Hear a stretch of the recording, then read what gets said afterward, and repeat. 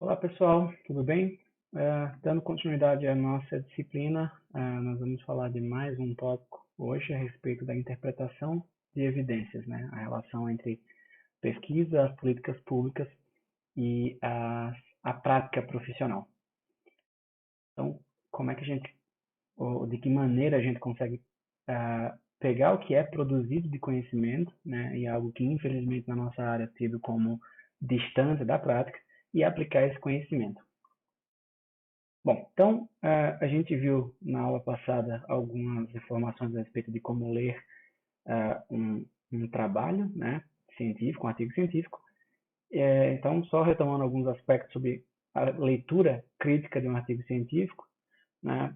Primeiro, a leitura superficial relativa ao título e resumo, né, para tentar identificar sobre o que é o estudo, quais as conclusões, qual é a probabilidade dele ser verdadeiro, para quem ele se aplica e o que se encontrou, né? Então, sobre o que é o estudo, a gente consegue as informações quase sempre direto no título, as conclusões, né?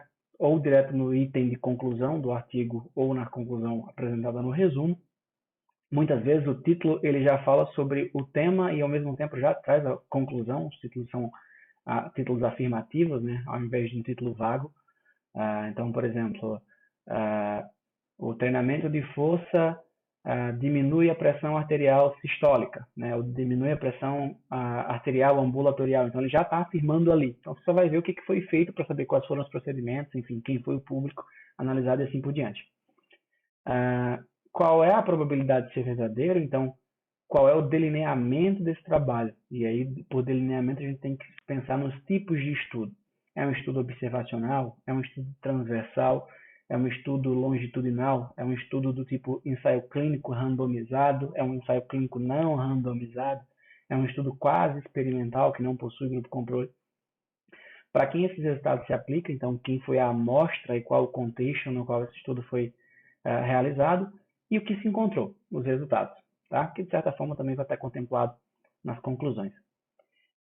E de acordo com a continuidade do interesse, a gente chega então na revisão profunda do artigo, onde a gente vai avaliar aspectos relativos a respeito da importância da questão de pesquisa, né, na introdução, a magnitude, né, do efeito, né, por meio das figuras e tabelas.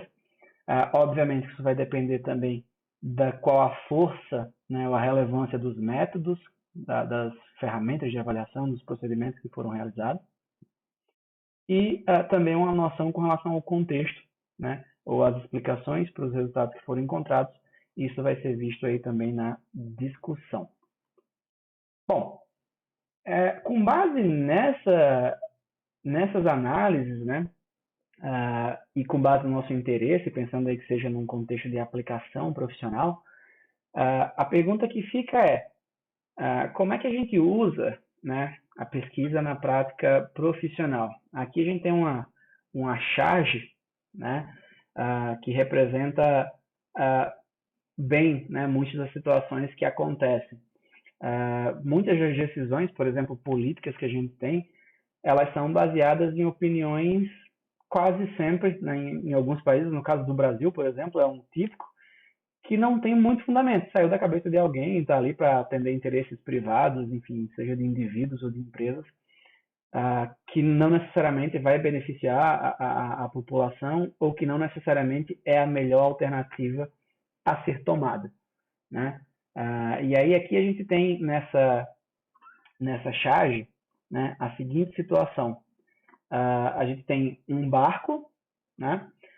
Esse barco ele está sendo aí a força, né, motora dele são duas pessoas que estão vendadas, certo? Que estão aqui colocadas como uma situação de prática. A gente tem, né, a pessoa que está direcionando o caminho para que o barco está tomando, né? Eu não sei o nome específico dessa ferramenta no barco, mas quando é aquele negócio parecido com o volante, eu sei que é o timão, né? Mas esse não sei se é leme, enfim, mas está essa partezinha do barco que direciona, né, o caminho que o barco vai tomar, que seria aí as pessoas responsáveis por gerar as políticas, né? Que também está vendado e dando orientações aqui, obviamente, para quem está atuando na prática. E a única pessoa que está vendo o que está acontecendo ou vendo o que está à frente é a pessoa que está aqui, né, no alto desse poste que não está vendado e está com uma luneta aí, enfim, com um binóculo, olhando, na verdade é um monóculo nesse caso, não um binóculo, olhando para frente e está dando aí, né, informações, né, tá aqui o report, né, que seria um reporte, um relatório, para o sujeito que responsável por dar as orientações. Então, basicamente, o que está acontecendo nessa charge? Né? O que está dizendo aqui? Né? Não dê orientações de forma cega.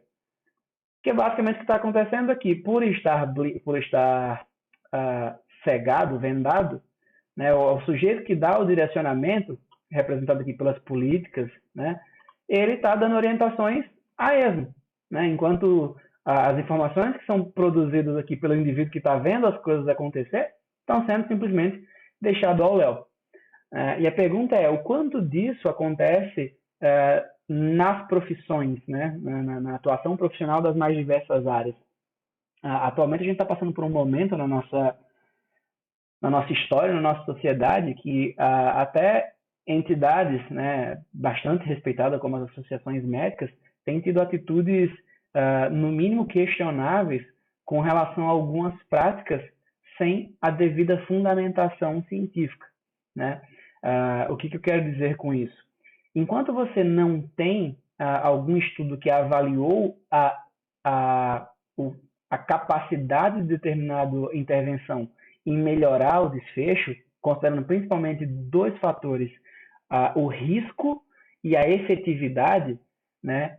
Eu até posso utilizar um determinado procedimento com base puramente em um arcabouço teórico, certo? Ou seja, eu tenho uma teoria com base em estudos anteriores, em outros fatores, que me levam a acreditar que aquilo pode funcionar, certo? Mas a partir do momento que eu testo e que eu verifico a ineficácia, né, ou a não efetividade desse procedimento, dessa intervenção, né, e mesmo assim o indivíduo, sabendo disso, continua utilizando e insistindo nessa prática, aí eu passo a ter justamente isso, né? Um indivíduo em que ele está não só atuando, como quem está responsável por dar direcionamentos, também dando direcionamentos que estão ignorando o conhecimento, né?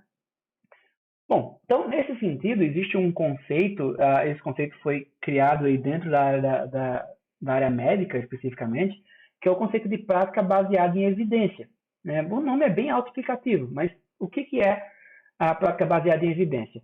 Ele se refere ao uso consciente, explícito e judicioso, ou seja, por meio de um julgamento, da melhor evidência atual na tomada de decisões na prática profissional. Seu uso significa integrar a experiência prática individual com a melhor evidência científica disponível de pesquisas sistemáticas. Ou seja, eu vou utilizar o que é produzido de conhecimento para que eu tenha uma atuação mais efetiva, né? Ou seja, eu não vou utilizar intervenções, tratamentos, formas de intervenção que conhecidamente não funcionam, ou ainda pior, que além de não funcionar, ainda coloca o sujeito em situação de risco, né? Ou, por outro lado, também pode ser uma situação que o risco ele seja maior do que o benefício gerado por aquela intervenção. Então, a prática baseada em evidência ela tem sido utilizada para as mais diversas áreas, né? Não apenas na área da medicina, na área da enfermagem, na área da fisioterapia, na área da educação física, enfim, na área da saúde de maneira geral. Então, basicamente, o que a prática baseada em evidência promove é um aumento, né, na certeza e uma diminuição na dúvida, considerando as evidências disponíveis, certo? Porque o que acontece? Até que algo seja efetivamente testado, né, em uma pesquisa sistematizada, por exemplo, eu posso acreditar que algo funciona ou que algo é verdade, certo? E eu tenho uma base que me leva a crer nisso, certo? Sendo que, a partir do momento em que eu tenho evidência que me mostra se aquilo realmente funciona ou não, eu consigo diminuir, obviamente, a minha dúvida e ter um maior grau de certeza com relação a esse fator. E aí eu mencionei em várias aulas, apresentei essa figurazinha, né? Na verdade é uma figura colorida que eu trouxe para vocês, mas essa aqui é a mesma figura, só que preto e branco, que ele mostra a hierarquia, né, da evidência científica, né? Onde as investigações aqui mais acima, né, nessa pirâmide, elas possuem uma maior força de evidência. Então a gente tem na base da pirâmide a opinião de experts, por exemplo, eu como expert em treinamento físico, eu acredito que alguma coisa funcione de determinada maneira ou seja efetiva para melhorar determinado desfecho, mas eu não tenho uma evidência empírica disso, certo? Relato de caso, né? Eu estou descrevendo, né, uma observação de um único caso ou de alguns poucos casos. Experimento de caso único, ao invés de fazer uma intervenção com um grupo de pessoas, eu faço com apenas um ou pouquíssimos indivíduos. Ou mesmo série de casos, caso único, o nome é autoexplicativo, série de casos, alguns aí, 2, 3, 4, 5, enfim, quantos casos forem necessários. Estudos descritivos, estudos quase experimentais, aqueles estudos onde eu faço a intervenção com um grupo, mas eu não possuo um grupo controle. Estudos caso controle e estudos de coorte, né, são aqueles estudos com características mais epidemiológicas. Esse aqui é o estudo retrospectivo e esse aqui é o estudo prospectivo, né? Então, o estudo caso controle é um estudo onde eu já tenho a situação clínica definida e eu vou olhar para trás e comparar quem tem a condição clínica com quem não tem, para tentar identificar fatores prévios que explicam o estado atual.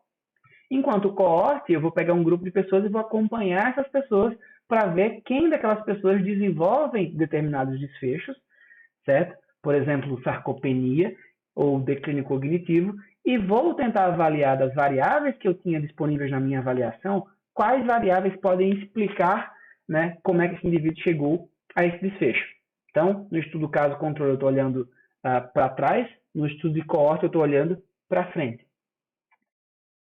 E aí a gente tem os ensaios clínicos, né, aleatórios, os ensaios clínicos randomizados, onde eu tenho grupos de pessoas, essas pessoas elas são sorteadas em diferentes grupos para diferentes tipos de intervenção, ou quem vai receber a intervenção, quem vai receber o controle ou o placebo, né? E eu tenho uma avaliação antes e depois da intervenção, né? Normalmente os participantes não sabem que intervenção eles estão recebendo, né? Por exemplo, no caso de medicamento, ou alguma intervenção que não seja tão óbvio como é o caso do exercício. Né? A gente já comentou isso nas aulas anteriores, é só vocês voltarem um pouquinho, vocês vão ver a respeito do estudo que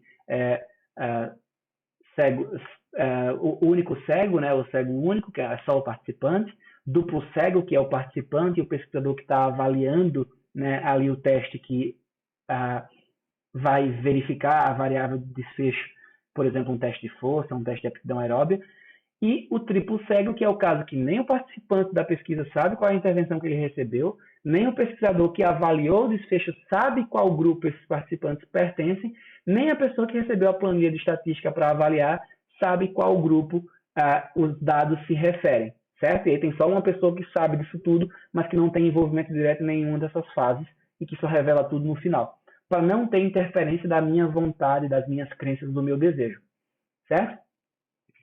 Bom, e aí, no topo dessa pirâmide, a gente tem as revisões sistemáticas, certo? Que a gente vai ter um tópico de aula específico para falar sobre elas, que são estudos de revisão onde eu desenvolvo uma pergunta a priori específica. Por exemplo, qual sistema de treino de força é mais eficiente para aumento da hipertrofia muscular ou da força muscular, né, em adultos saudáveis? Então eu vou na literatura, vou definir todos os critérios para minha pesquisa e vou fazer buscas por ensaios clínicos randomizados, né, ou aleatorizados. Randomização, aleatorização quer dizer a mesma coisa. E vou fazer uma síntese desses estudos. O que esses estudos mostraram? Além disso, a gente tem uma possibilidade hoje que é chamada de meta-análise, que é uma forma estatística de sintetizar os resultados de todos esses trabalhos. Então, enquanto o estudo do ensaio clínico ele pega vários sujeitos e analisa os sujeitos, a revisão sistemática e meta-análise, né, as partes que compõem esse estudo são os estudos e não o indivíduo, certo? Bom, e considerando toda essa escala, né, essa pirâmide de evidência, essa hierarquia de evidência aqui, o que a gente consegue ter para aplicação profissional, né, aplicação prática? Pensando num contexto de consumidor de pesquisa voltado para aplicação profissional e não consumidor de pesquisa voltado para aplicação em pesquisa. Então, para a prática baseada em evidência, a gente tem aí diretrizes, consensos, guidelines, né, ou recomendações, e posicionamentos oficiais, né? Então, são alguns documentos aí, dentro da nossa área, né, em particular, que eles orientam, né, essa prática baseada em evidência. Bom, então, o que são diretrizes? São recomendações sobre determinadas condições específicas e, além de fazer recomendações, elas tornam explícitas as bases de evidências e a justificativa para essa recomendação. Não é simplesmente Daniel vai lá e escreve assim: é recomendado que o indivíduo ele faça 500 séries, né, por semana desse exercício para ter uma redução da gordura corporal, por exemplo. Por que isso? Não sei, porque eu sou profissional da área e estou dizendo. As coisas não funcionam assim. Nas diretrizes é descrito todo o processo que foi elencado, né, para determinar quais evidências seriam utilizadas, como é que essas evidências elas eram analisadas no que diz respeito à sua qualidade e o que, então, foi considerado com base nessas evidências. As diretrizes elas deveriam ser um ponto inicial para a tomada de decisão sobre o aluno, devendo ser modificadas de acordo com o julgamento prático. Isso é, são diretrizes, não regras, certo? O que a gente quer dizer com isso? Vamos imaginar um exemplo prático real, certo? Que os estudos têm demonstrado, por exemplo, revisão sistemática com meta-análise, que o exercício intervalado de alta intensidade, ele promove maiores ganhos na aptidão cardiopulmonar, representado aí pelo consumo máximo de oxigênio, do que o moderado contínuo, certo? O que faz sentido porque é um treino mais intenso, ele vai gerar um estímulo maior e, consequentemente, uma resposta maior, certo? Com base nisso, isso parece ser um resultado relativamente consistente na literatura, eu estou afirmando isso para vocês, quem quiser depois pode pegar os artigos e conferir por conta própria, inclusive recomendo que façam isso sempre, certo? E aí vai lá uma recomendação, né, um guideline dizendo assim, os indivíduos devem realizar exercícios aeróbios, né, sendo que o exercício intervalado de alta intensidade geram maiores aumentos no VO2 máximo. Isso significa que eu tenho que aplicar só HIIT para todo mundo? Não. Você vai analisar o caso do teu aluno, né, para tentar identificar se o HIIT é adequado para ele naquele momento. O indivíduo ele tem uma boa tolerância ao exercício. É um tipo de treino que ele gosta de fazer, principalmente é um tipo de treino que ele considera ser possível se manter fazendo, certo? Pensando em aspectos de aderência. Enfim, além de outros fatores que possam limitar a sua aplicação, certo? Então, as diretrizes, né, os guidelines, as recomendações, elas são indicativos que apontam o caminho do que deve ser feito e qual a melhor maneira, certo? Mas eles especificam, inclusive, até que níveis, por exemplo, menores, volumes menores, intensidades menores, elas ainda podem ser eficientes, certo? Então, as diretrizes de alta qualidade, elas representam a aplicação criteriosa das evidências de pesquisa à realidade prática, certo? Bom, então, só para vocês terem uma ideia, um nível de essa tabela apresenta a classificação de evidência utilizada pelo Colégio Americano de Medicina do Esporte, certo? A sigla aqui está em inglês, ACSM. O ACSM é uma das maiores entidades na área do exercício, e quando ele vai colocar ou quando ele vai publicar posicionamentos oficiais, e existem posicionamentos oficiais sobre diversos fatores, eu vou mostrar para vocês logo a seguir, alguns deles, comentar a respeito, eles consideram, por exemplo, algumas classificações de evidência como essa aqui, certo? Bom, vamos lá. Categoria nível A são ensaios clínicos randomizados, certo? E nesse caso, a fonte da evidência é um rico corpo de dados, ou seja, existe uma série de ensaios clínicos randomizados mostrando aquele desfecho, né, e que aquele resultado parece ser realmente aquele, certo? Então, qual é a definição dessa categoria nível A? As evidências elas são provenientes de ensaios clínicos randomizados bem delineados, com achados consistentes. Para ser categoria nível A, requer uma grande quantidade de estudos e uma grande quantidade de pessoas que participaram desses estudos também, certo? Categoria nível B são ensaios clínicos randomizados, cujo corpo de dados, eles são limitados, certo? Então, mesmo sendo ensaio clínico randomizado, você possui uma limitação na presença desses dados. Então, a definição dessa categoria nível B é que inclui um número limitado de ensaios clínicos randomizados, ou seja, os resultados eles são inconsistentes, ou seja, um estudo indica para um lado, outro estudo indica para o outro, e isso se repete, não tem um caminho claro dos resultados dessa pesquisa, né, nessa área. O número de sujeitos também é baixo, ou seja, foram pesquisas feitas com poucas pessoas, a representatividade desses estudos é baixa. Categoria nível C são ensaios clínicos não randomizados, certo? Ou seja, são estudos onde a determinação de quem vai para qual grupo não foi por sorteio, dependeu ou da vontade do participante ou da vontade do pesquisador. Ou então são estudos observacionais, onde eu não tenho uma intervenção, eu simplesmente vou e comparo grupos sem ter necessariamente feito uma intervenção para avaliar o efeito da intervenção. Então, essa categoria nível C inclui estudos não controlados e estudos observacionais. E a categoria nível D é um consenso de especialistas. Então, às vezes, existe congresso em determinadas áreas, por exemplo, congresso a respeito de dor patelofemoral, né?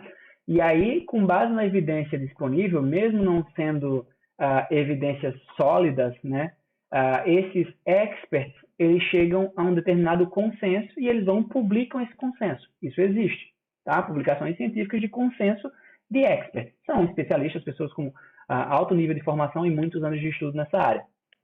Então, essa categoria nível D são sínteses das evidências por um consenso de especialistas sobre os estudos existentes que não alcançaram nenhum dos critérios acima. O que isso quer dizer? Que quando alguma informação, algum posicionamento, ele é apresentado como nível de categoria A, significa que é pouco provável que estudos futuros mudem essa recomendação. Quando é categoria nível B, certo? Existe um indicativo relativamente claro, certo? Mas, ou melhor, existe um indicativo não relativamente claro, é melhor ser um pouco mais claro nesse sentido. Existe um indicativo inconsistente a respeito desse fator e talvez estudos futuros possivelmente possam modificar o que se sabe atualmente, certo? Categoria nível C é bastante provável que estudos futuros, principalmente estudos de melhor qualidade, como é o caso das categorias B e A principalmente, eles possam modificar os resultados que existem, certo? Eles podem solidificar, né, confirmar, mas também pode ser que esse desfecho mude. E o D é altamente provável que os estudos, né, eles possam modificar. Não que os experts, né, os especialistas vão estar errados, mas ainda precisa de evidência concreta de que aquilo realmente é daquela maneira, né? Então, é dessa maneira aqui que o ACSM ele analisa as evidências disponíveis para poder fornecer alguma recomendação. Essa aqui é uma outra classificação também do ACSM. Essa foi para um outro posicionamento, né? Num posicionamento conjunto do Colégio Americano de Medicina do Esporte e da Associação Americana de Diabetes, né? a American Diabetes Association, né, que é a ADA. Então, aqui a gente tem, né, a categoria da evidência, né, e o nível da evidência. Então, com base no ACSM e aqui embaixo com base na ADA. Né? Então, aqui basicamente a parte 1 da tabela é o que eu já expliquei para vocês. Né? E a parte 2 é da ADA. Né? Então, qual que é as considerações da ADA?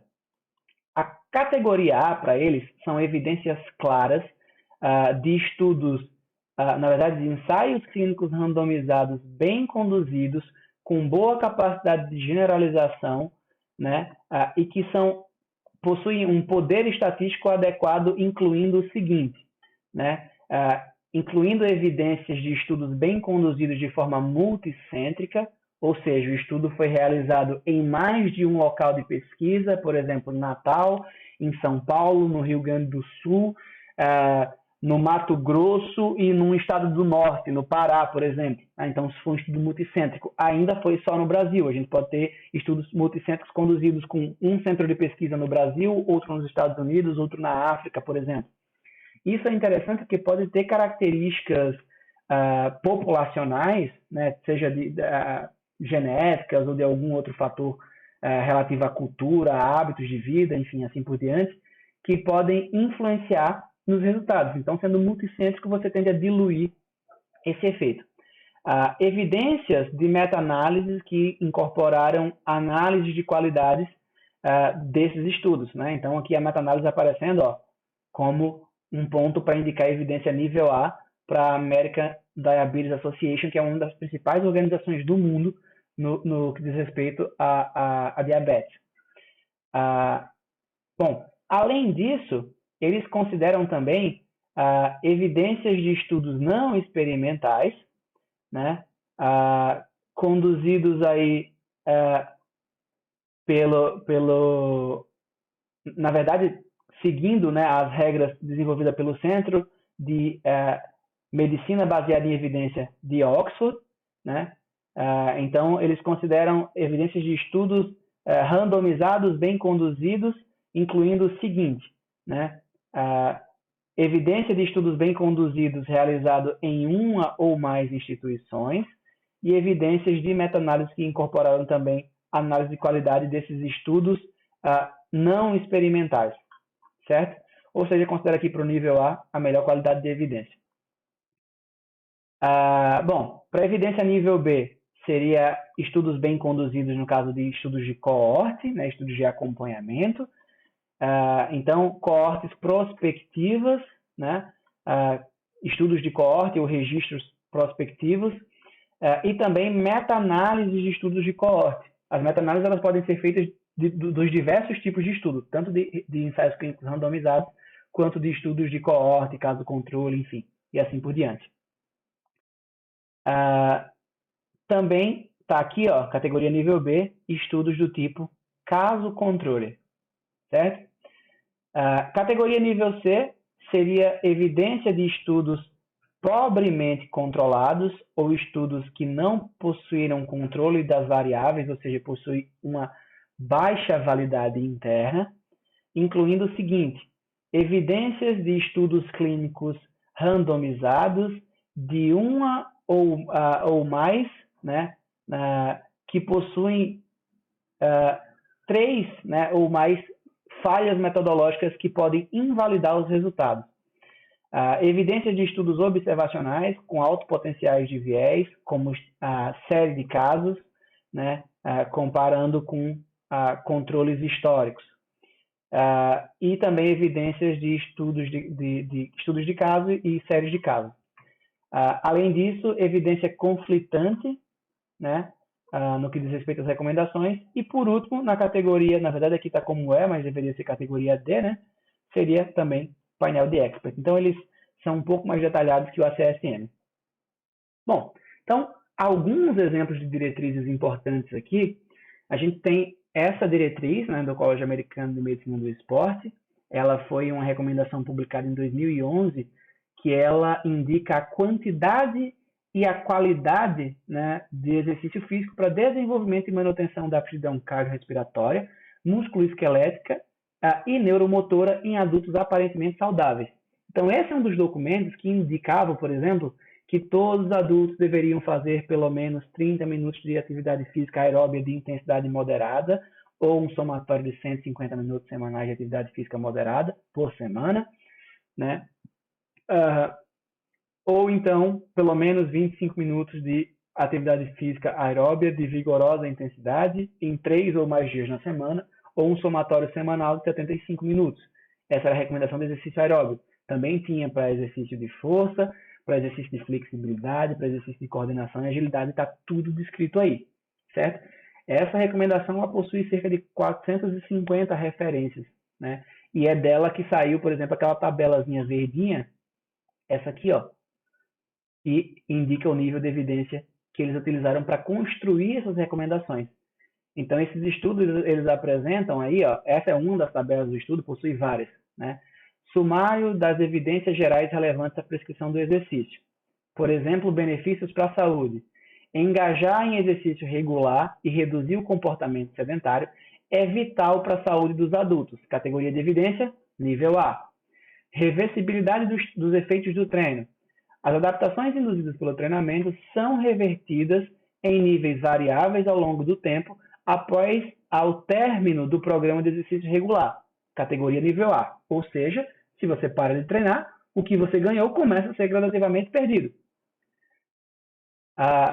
Sobre a heterogeneidade das respostas. Existe considerável variabilidade nas respostas individuais a uma dose padrão de exercício. Ou seja, princípio da individualidade biológica. Se eu der a mesma dose de exercício, os indivíduos diferentes vão responder de maneiras diferentes. Categoria nível A. E aí eu vou pegar uma outra aqui, ó, por exemplo, categoria nível B. Só para a gente ver a variação, e categoria nível D. Só para a gente ver a variação, né, nas afirmações. A respeito da adoção e manutenção do exercício, ou seja, se tornar fisicamente ativo e se manter fisicamente ativo. Intervenções de exercício baseadas em teorias, né, pode efetivamente melhorar a adoção e a aderência ao exercício em curto prazo. Categoria de evidência aqui, nível B, ou seja, os resultados ainda são provenientes de ensaios clínicos randomizados ainda inconsistentes.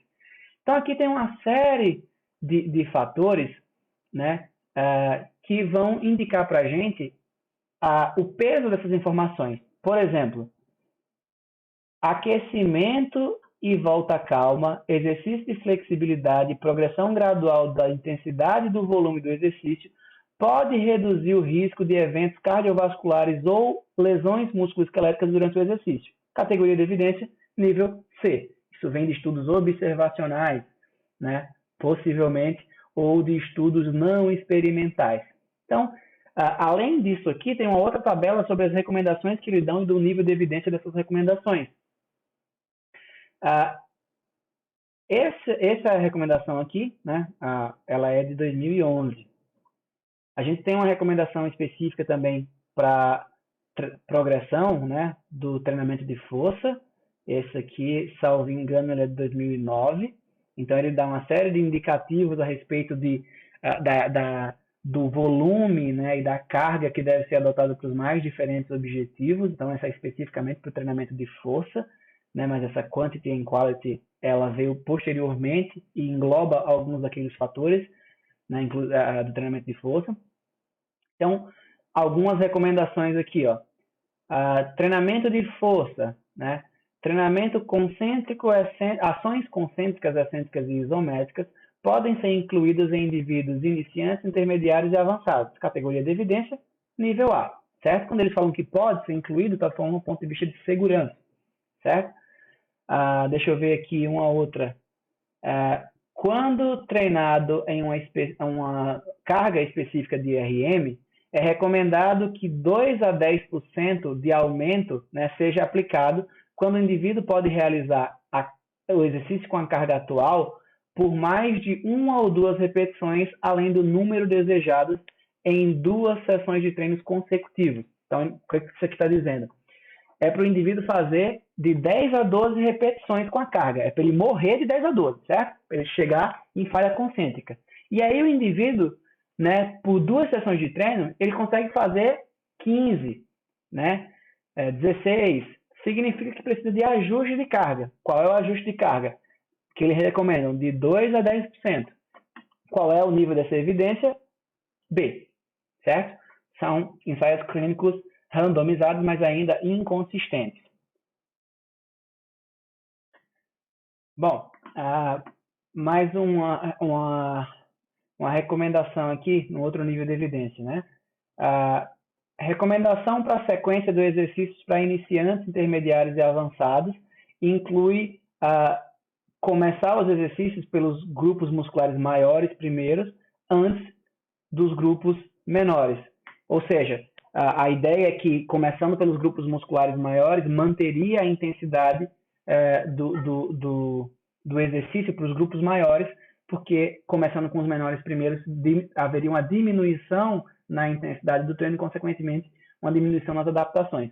Mas, olha só, categoria nível C. Existe algum indicativo para isso, mas não é ainda o topo da evidência, certo? Então, aqui é mostrando, isso aqui é só um sumário, é um artigo inteiro descrevendo todos os detalhes, como é que eles chegaram aí, a tabela de também classificação de evidência ela é apresentada e assim por diante.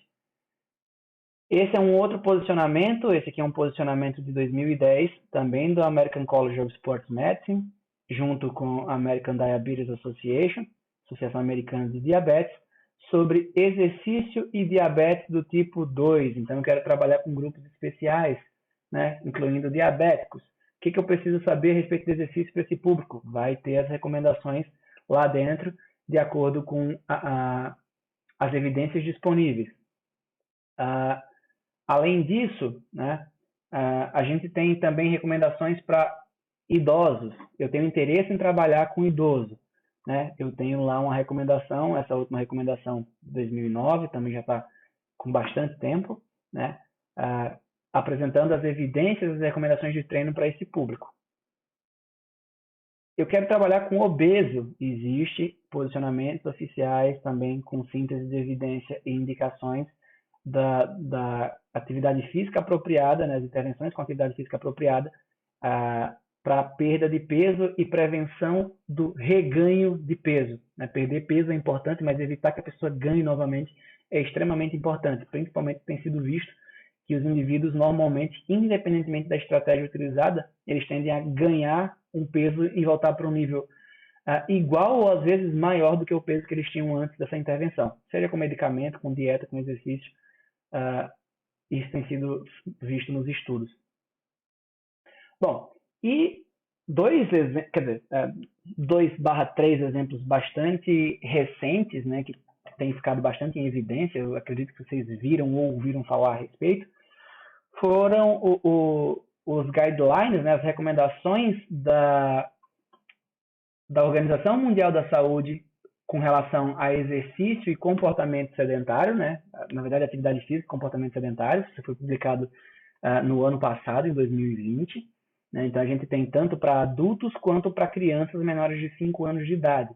Então, tem toda a descrição do procedimento, toda a recomendação, né? Uma recomendação que mudou consideravelmente a quantidade de exercício recomendado, né? E um outro, né, que foi um marco aí aqui no Brasil, que é o primeiro guia de atividade física voltado especificamente para a população brasileira. Então, ele teve um lançamento aí há pouco tempo atrás, né, e está disponível para downloads gratuitos, enfim. Então, com base na síntese da evidência disponível, são dadas recomendações no que diz respeito à prática de atividade física, né, nos mais diversos contextos, prescrição de exercício, inclusive até para a própria educação física escolar, né, como os professores devem abordar esse conteúdo no sentido de aumentar a atividade física, a justificativa do porquê fazer isso é importante. Então, são exemplos aí de aplicações da prática baseada em evidência. Bom, então, só para sumarizar aqui alguns pontos, né, que a gente já comentou, e finalizar esse tópico de aula, então, a aplicação, né, da evidência na prática, a gente tem que formular as questões da prática que possam ser resolvidas. Então, quem é o aluno, qual o tipo de intervenção, qual é a comparação, qual o desfecho que eu vou estar interessado. Encontrar a melhor evidência disponível para esse cenário que eu tenho em mãos, né? E isso vai ser baseado em quê? Fontes secundárias de dados, fontes primárias de dados. Né? Então, houve uma coleta específica, uma intervenção com esses sujeitos, ou foi analisado informações de prontuários, informações que já existiam, enfim. Aí a gente vai considerar a qualidade dos estudos, avaliar a evidência, é válida, é importante, ela pode me ajudar.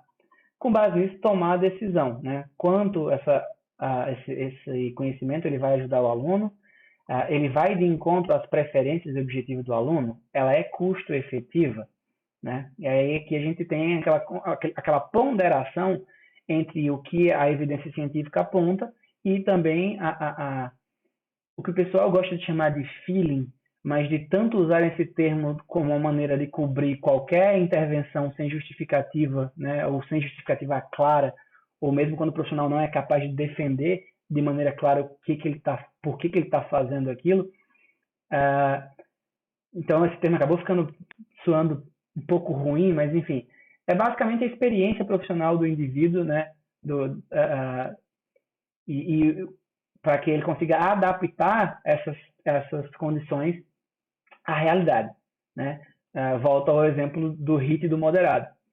O HIIT ele pode até ser melhor para aumentar o VO2, mas o meu aluno está disposto a fazer? E se o meu aluno disser que, mesmo sendo melhor, ele não quer fazer, ele quer continuar fazendo moderado contínuo? E aí? Então, tomar decisão vai ter que ser baseado nesses fatores. Como a gente sempre fala, não existe receita de bolo, não existe mesmo, né? E avaliar o desempenho, né? Como é que a gente poderia agir melhor da próxima vez.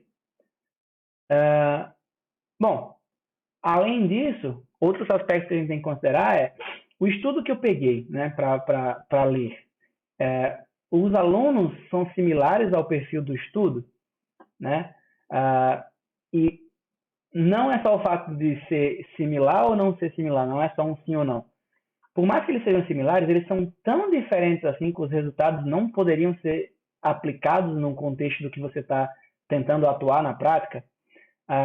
Quanto o efeito do estudo pode se esperar para os alunos que você está pensando em aplicar esse tipo de intervenção? A intervenção ela é realista no seu próprio cenário de atuação, certo? Ou seja, eu consigo executar o que esse estudo está mostrando na minha realidade, certo?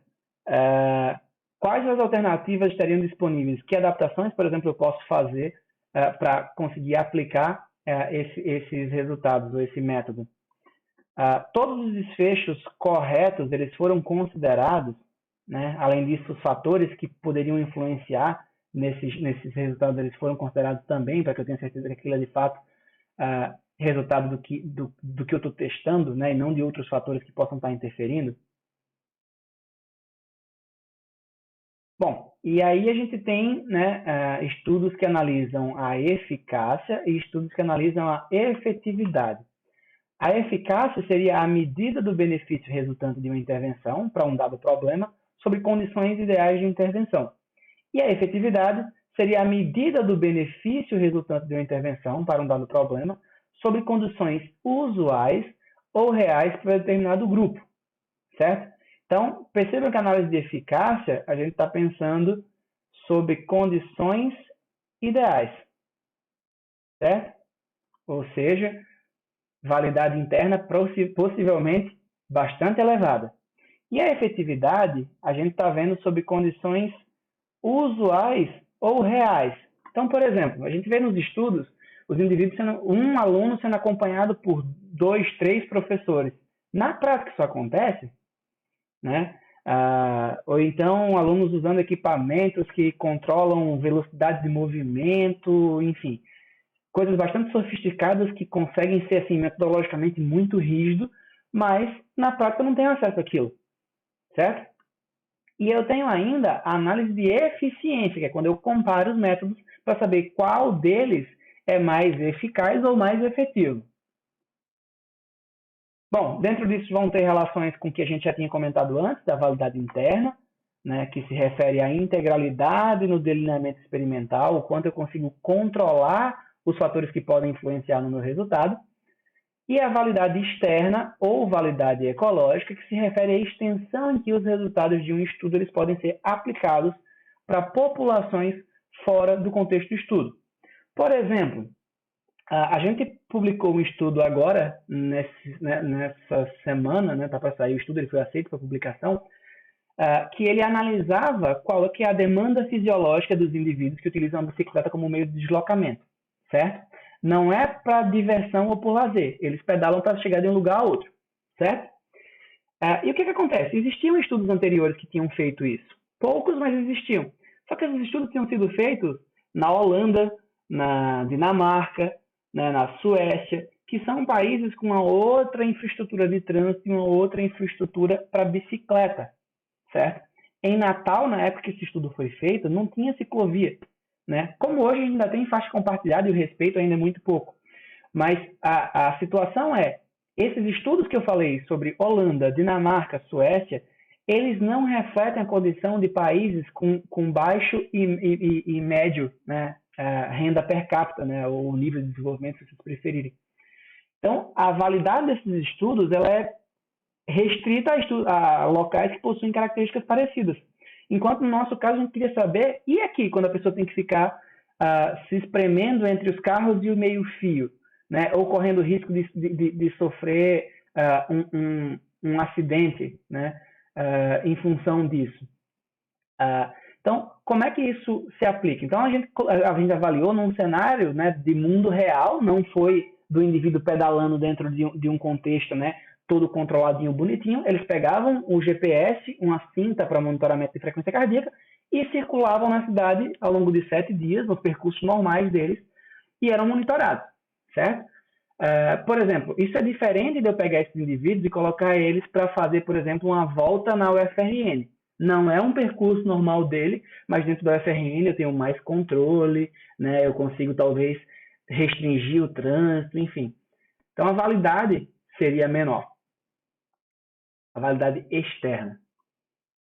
Obviamente, quando eu coloco os indivíduos para essa condição, né, de pedalar na rua, eu tenho um indivíduo que ele vai pedalar num dia que está nublado. No outro dia, no outro indivíduo, ele pode pedalar num dia que está um sol de rachar a nuca, né? Ou pode estar chovendo. Tudo isso vai influenciar. Do mesmo jeito, eu tenho indivíduos que podem pegar um percurso, por exemplo, se a pessoa morar aqui, quem conhece aqui em Natal, se a pessoa vier do satélite, né, para a Arena das Dunas, você tem várias subidas e descidas. Se você vier de um outro bairro ali, por exemplo, de Ponta Negra, né, ou do conjunto Ponta Negra, a quantidade de subidas e descidas é bem menor, certo? Então, consegue entender a relação entre validade externa e validade interna? Quando eu aumento a validade externa, quando eu deixo o experimento mais próximo do mundo real, normalmente eu perco o controle de outros fatores, eu diminuo a minha validade interna. Quando eu aumento a minha validade interna, eu diminuo a minha validade externa. Por quê? Normalmente é num laboratório, com temperatura controlada, com umidade controlada, e isso não necessariamente representa situações do mundo real. Bom, então a gente, considerando o nível de evidência, né, considerando aí num contínuo de evidência mais fraca e evidência mais forte, né, a abordagem prática é fazer o que parece melhor, né, orientado por a opinião de especialistas e considerando também, obviamente, o raciocínio e o julgamento, quando o nível de evidência é fraco, e quando a evidência é forte, seguir as evidências científicas, a menos que existam boas razões centradas no aluno para não fazê-lo, certo? Então aí essa aula é um dos assuntos que eu considero assim extremamente importantes, né, para a formação de vocês, pelo fato de que vai ser levado em consideração a maneira como a pesquisa ela é utilizada na prática, para que vocês não saiam, não perpetuem a ideia de que pesquisa é uma coisa só para pesquisador e que não tem aplicabilidade nenhuma, só serve para teoria, mas na prática a realidade é outra, certo? Então, é isso. Espero que vocês tenham aproveitado a aula e até o nosso próximo tópico de aula.